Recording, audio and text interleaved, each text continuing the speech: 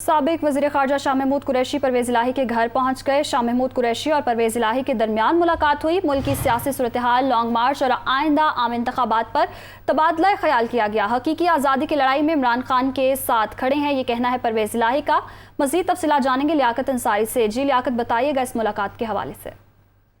जी बिल्कुल, पंजाब के सियासी हालात के पेश नज़र एक अहम मुलाकात जो है वो इस वक्त जारी है। साबिक वज़ीर ख़ारजा और PTI के senior vice chairman Shah Mahmood Qureshi थोड़ी देर कबल जो है वो चौई परवेज़ इलाही की रिहाइश पर पहुंचे हैं। इस वक्त शाह महमूद कुरैशी की चौई परवेज़ इलाही और मोनस इलाही के साथ मुलाकात जारी है। इस मुलाकात में शाह महमूद कुरैशी के साहबजादे ज़ैन कुरैशी भी शरीक है। मुलाकात में मुल्क की सियासी सूरत-ए-हाल, लॉन्ग मार्च और आइंदा आम इंतखाबात समेत दीगर अमूर पर तबादला ख्याल किया गया।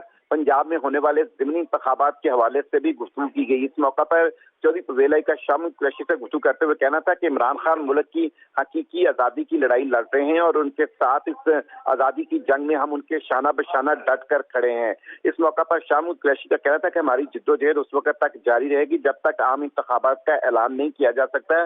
इमरान खान साफ शफाफ इंतखाबात चाहते हैं और हकीकी आज़ादी की जंग में करप्ट माफिया के खिलाफ जुर्रतमंदी से जो है वो अपनी जिद्दोजहद को जारी रखेंगे। दोनों रहनुमाओं ने पंजाब में जो है सियासी और आईनी बहरान जो कि वज़ीर आला के इंतखाब के मामले पर और गवर्नर के मामले पर इस पर भी मुशावरत की और आइंदा जो है मिलकर हिकमत अमली के लिए मुतअद्दिद तजावीज़ का जायजा लिया है। जी शुक्रिया लियाकत अंसारी, आपने अपडेट किया।